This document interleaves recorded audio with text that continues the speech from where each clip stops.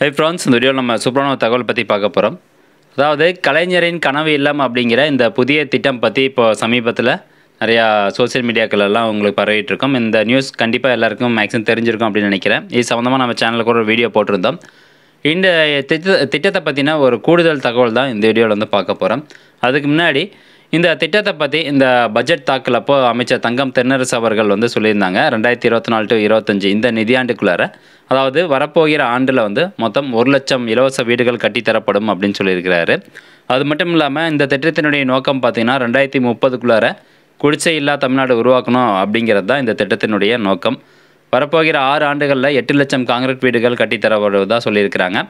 ஒவ்வொரு வீட்டுக்கும், ஒவ்வொரு இண்டிவிஜுவல் வீட்டுக்கும் அதற்கான மதிப்பீடு வந்து பார்த்திங்கன்னா 3.5 லட்சம் ரூபாய்.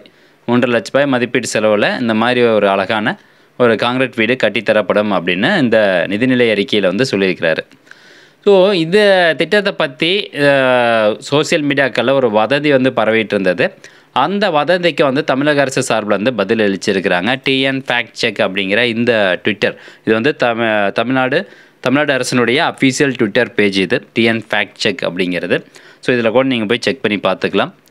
இந்த வதந்தி என்ன அப்படிங்கிறத பார்த்தீங்கன்னா, மத்திய அரசின் திட்டங்களுக்கு வேறு பெயர் கொடுத்து மாநில அரசு புதிய திட்டங்களாக அறிமுகம் செய்துள்ளது. வீடற்றோருக்கு வீடு வழங்கும் பிரதான் மந்திரி ஆவாஸ் யோஜனா திட்டத்தை கலைஞர் கனவு இல்லம் என்னும் திட்டமாக மாற்றியுள்ளது அப்படின்னு சொல்லி வதந்தி வந்து பரவிட்டு இருக்குது.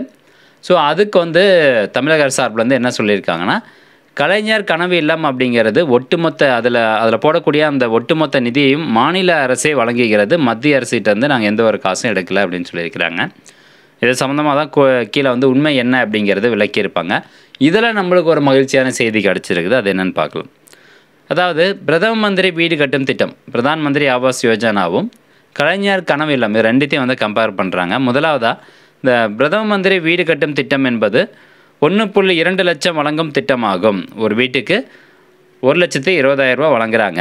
அந்த 1,20,000 ரூபாயில் மத்திய அரசுகிட்டேருந்து 72,000 ரூபாயும், தமிழ்நாடு அரசு, மாநில அரசு பார்த்திங்கன்னா 48,000 ரூபா போடுது அப்படின்னு சொல்கிறாங்க.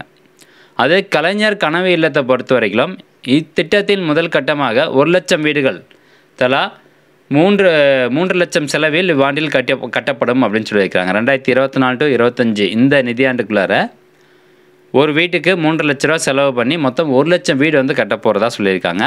இந்த 3 லட்ச ரூபா செலவு வந்து முழுக்க மாநில அரசு தான் போடுது, தமிழ்நாடு அரசு தான் போடுது. மத்திய அரசுகிட்டேருந்து நாங்கள் எந்த ஒரு காசும் நிதி எடுக்கலை அப்படின்னு சொல்கிறாங்க.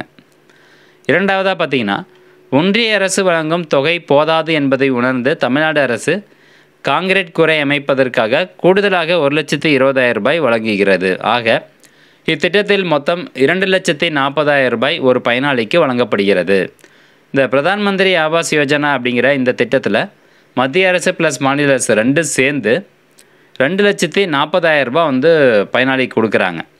அதில் 48,000 ரூபாய் ப்ளஸ் 1,20,000 ரூபாய், மொத்தமாக 1,68,000 ரூபாய் வந்து தமிழ்நாடு மாநில அரசு தான் வந்து பங்களிக்குது. மீதி 72,000 ரூபாய் மட்டும்தான் மத்திய அரசு வந்து கொடுக்குறாங்க அப்படின்னு சொல்கிறாங்க.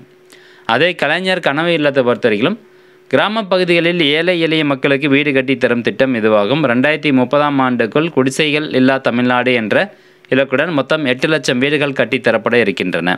ஸோ இது ஏற்கனவே பார்த்த தகவல் தான்.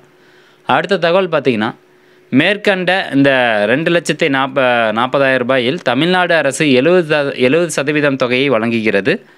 மத்திய அரசு 30% மட்டுமே தருகின்றது அப்படின்னு சொல்கிறாங்க. ஸோ இது கரெக்டு தான். 70% கான்ட்ரிபியூஷன் வந்து தமிழ்நாடு கவர்மெண்ட்டு தான்.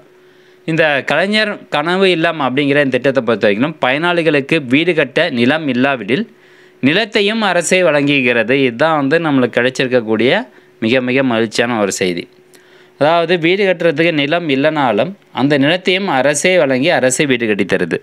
ஸோ அப்படியாப்பட்ட ஒரு திட்டம் தான் இந்த கலைஞர் கனவு இல்லம்.